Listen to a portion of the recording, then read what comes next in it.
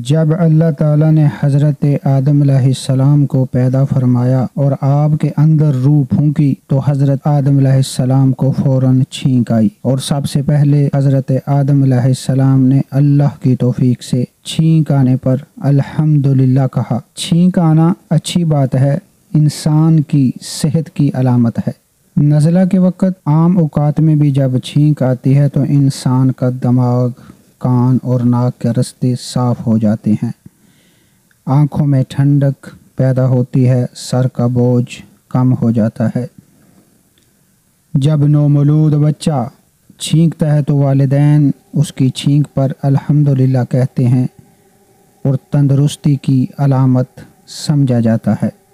حضرت انس رضی اللہ تعالی عنہ فرماتے ہیں، رسول اللہ صلی اللہ علیہ وآلہ وسلم کی خدمت میں دو شخص حاضر تھے، دونوں کو چھینک آئی۔ آپ صلی اللہ علیہ وآلہ وسلم نے ایک کی چھینک پر یرحمک اللہ فرمایا، دوسرے کی چھینک پر یرحمک اللہ نہیں فرمایا۔ دوسرے شخص نے عرض کی، یا رسول اللہ، آپ نے اس کے لیے یرحمک اللہ فرمایا، میرے لیے نہیں فرمایا۔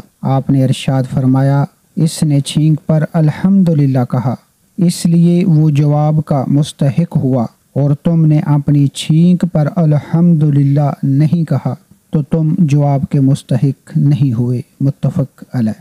جب آدمی 3 مرتبہ سے زیادہ چھینکے تو جواب دینا ضروری ہے، اس سے زیادہ چھینکے تو جواب دینا ضروری نہیں ہے۔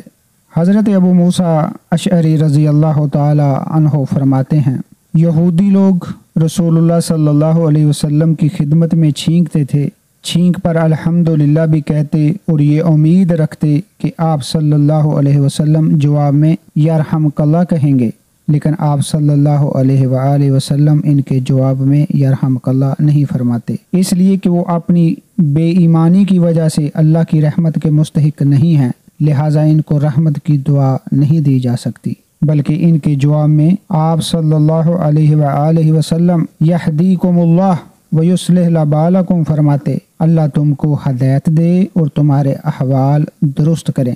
جس آدمی کو چھینک آئے وہ الحمدللہ کہے گا، سننے والا یرحمکم اللہ کہے گا، اور پھر یہ جواب دے گا یہدیکم اللہ ویصلح بالکم کہ اللہ پاک تجھے ہدایت دے، اللہ تیرے حال احوال درست فرمائے۔ اللہ پاک کہنے والے کو اور سننے والوں کو اللہ عمل کی توفیق عطا فرمائے، آمین۔